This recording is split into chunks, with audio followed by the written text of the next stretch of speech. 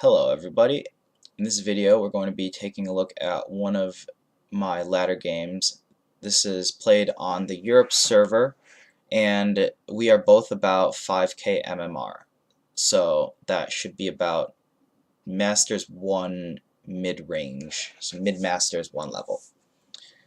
And in this game we're going to take a look at how I set myself up to deal with Zerg types of play and to position myself for success as a mech player. In this game, the Zerg player opts to go for Swarmhosts in the mid-game. When the Zerg player goes for Swarmhosts, he invests so much money in them that you don't have to worry about Viper Tech coming out right away. And what that means to the mech player is that it allows a very large timing window so that you can continuously push against the Swarmhost player. Now, to set up a successful mech push and continuous mech pushes, you need to control the Zerg creep spread, similar to how Bio works. One of the issues with Bio is that Medivacs and Marines are generally slower units than Hellions and Cyclones. So, with the Hellion Cyclone force, it's very easy to poke around different parts of the map, clear off creep spread, whereas with Marines and Medivacs, you can only do so much with a stim, and then you have to reposition yourself with slower Medivacs.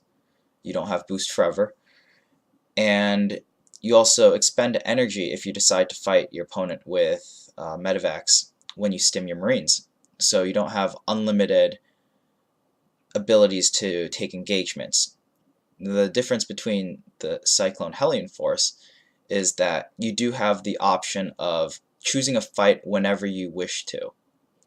You do have a similar limit on the number of engagements you can take based on the amount of damage you take on your units because they don't regenerate health, but you have the option to choose when to engage at any given moment's time.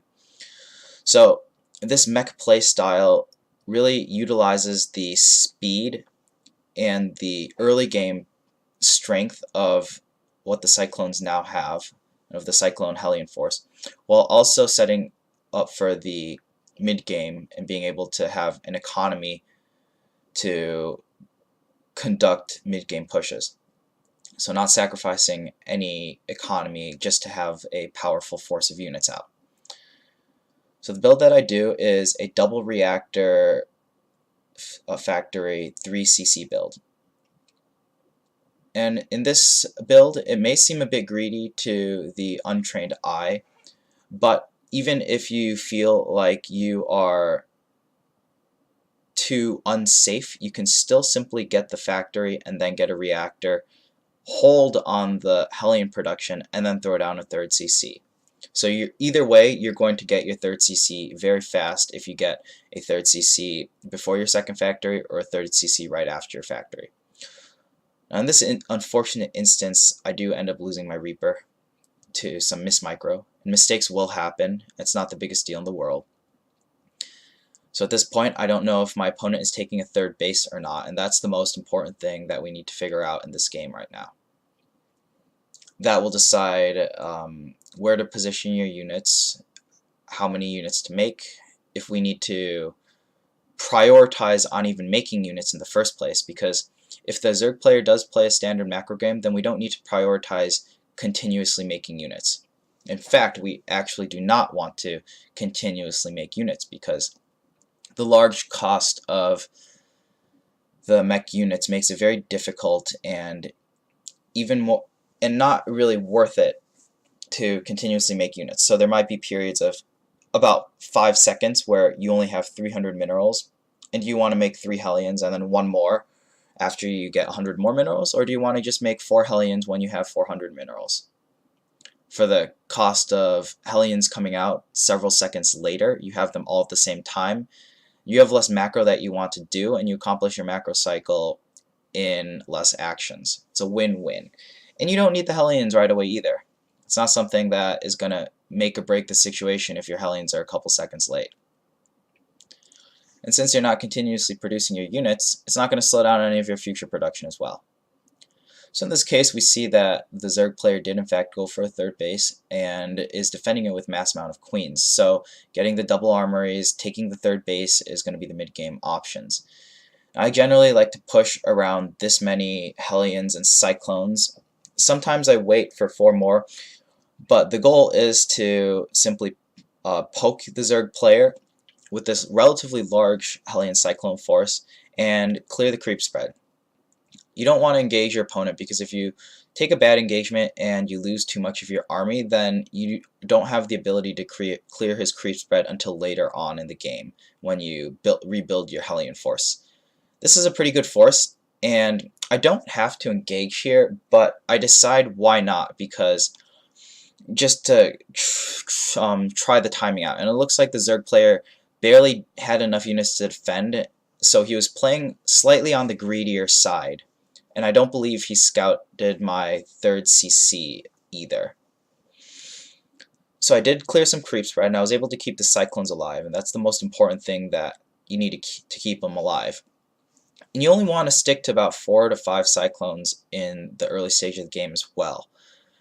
Building more will delay your factory production. So I do have 3 factories just completed now, and I'm going to have siege tanks out relatively shortly. Until then, the Cyclone Hellion force will be able to take care of anything that the Zerg player throws at me. So although that push earlier on was, I would say, a good trade for me, I would not recommend doing that every game.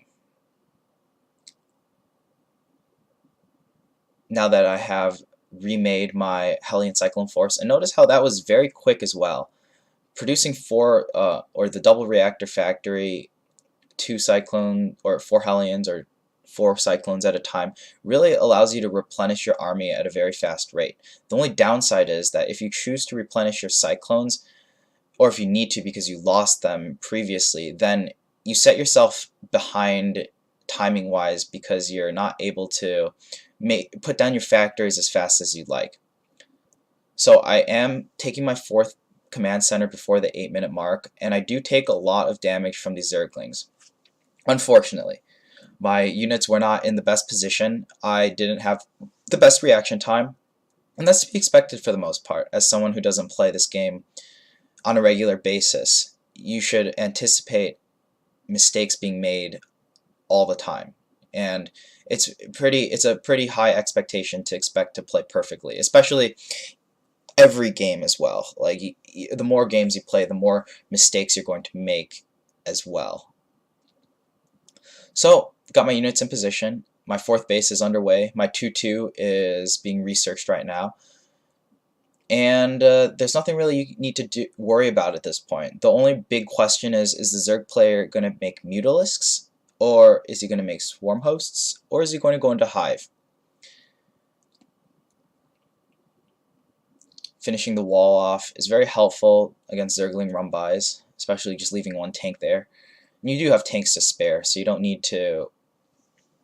It doesn't hurt to leave 1 there throughout the whole game. And I start adding my starport as my 4th base starts to land. Not before, but after my 4th base is completed. And the reason being is that there's no real rush to actually have a starport. The primary purpose of the starport is to either start Liberator production, to start snowballing against a Zerg player who stays on layer tech too much, or to start making Vikings so that you have some sort of anti-air that can hit Vipers. You don't need to make too many Vikings, you just need enough Vikings to pepper at the Zerg so that he has to dance his Vipers.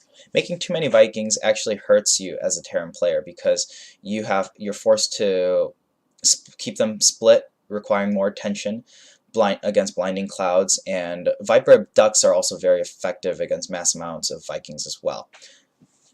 Actually, Viper Abducts are pretty effective against all types of mech plays. But with an aggressive style of mech, when you're constantly pushing and trading out, you don't allow your opponent to make a very scary army, so that if you're able to stay in the equilibrium of this massive ground army, especially the one that I have here, then you're able to continuously apply pressure with large pushes like we're going to see throughout the rest of this game. And the trigger for pushing out now is that the 4th base has been established and the opponent is teching to Hive. We also got really lucky in this game because we saw that the Swarmhosts were being made too. so that there's even more reason to push. But the only reason you really need to push is by seeing the timing of the hive. So the reason why I'm able to push so effectively across the map is because I had continuously been denying creep spread with that larger Hellion Cyclone force that I accumulated off of the double reactor factories. And a Swarm Host wave gets me right now. It gets a good amount of units as well. I think it got about 3 siege tanks, but I do have still plenty of siege tanks left over, and it wasn't the biggest deal in the world. And now that the Zerg's locusts are gone, there's nothing he can really do until the Swarm Hosts replenish their locusts. And the Zerg player doesn't want me to get up on this high ground because this will create a very difficult situation for him. But he can't do anything because his Swarm Hosts and his locusts are busy recharging, so that's a very large chunk of his army that is essentially useless right now. And that's why I'm able to push across the map with such confidence.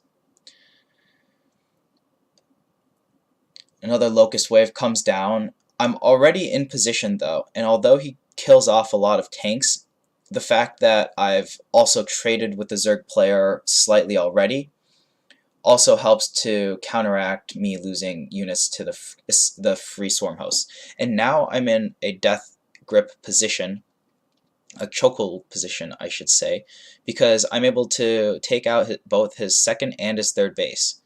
So even if I lose this army, I'll have taken out 2 bases, and I have my 5th base building, I have plenty of SCVs, and I have 8 factories as well. And with 8 factories and 1 starport, you can produce almost 50 supply every production round. In comparison, 1 production round for the Terran player is about 40 seconds, and 1 production round of locusts off of Swarm Host for the Zerg player is about 40 seconds as well. I think it's 43 seconds. So, unless the Zerg player is able to kill 40 supply worth of units every Swarm Host volley, then you should be able to continuously trade effectively. And I don't believe that the Swarm Hosts are able to kill that many Terran units in a straight-up engagement. Like if you just siege your tanks, if you have your Hellions as Hellbats, and you have a big enough force to DPS out the Locusts faster than they can DPS you. So I'm checking for some more creep spread again, and at this point the Zerg player does not really have any creep, which is really nice to see. So I'm going to pause the game really quickly and just outline the fact that on this map there's no creep spread there. So the Zerg's creep spread is essentially contained to about these areas, which is pretty paltry compared to where you want it to be, and that's because I've been actively clearing the map of creep spread throughout the entire game with that Hellion Cyclone force.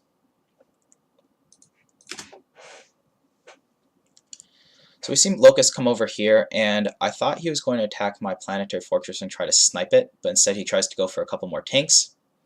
He gets 1 more tank, or he gets 2 more tanks, not the biggest deal for all of those Swarm Hosts, especially now that I'm producing 5 tanks at a time. I can afford to lose 2, 3 tanks and a couple Hellions, and I'll still be making units on top of it. And then I get to inflict all of this damage, and we see here in this battle he has a lot of Hydralisks, so I'm not able to immediately A-move him down, but his Swarm Hosts are absolutely useless. And as a result, because he has no Locusts, just now getting Locusts, but it's too late because I've already pushed up far enough that I'm able to take out a base. So I take out a base, he has another swarm of Locusts, and this leaves him really with nothing left in the game. He no longer has an economy, his Locusts aren't able to take out enough damage, and good game is called. So that was just kind of an example of how I approached playing against the Zerg player, and also more specifically playing against Swarm Hosts in the mid game. Hope you guys enjoyed that and learned a little bit of something, and hope you try out mech some more on ladder. It is pretty fun to play as long as you follow the right guidelines.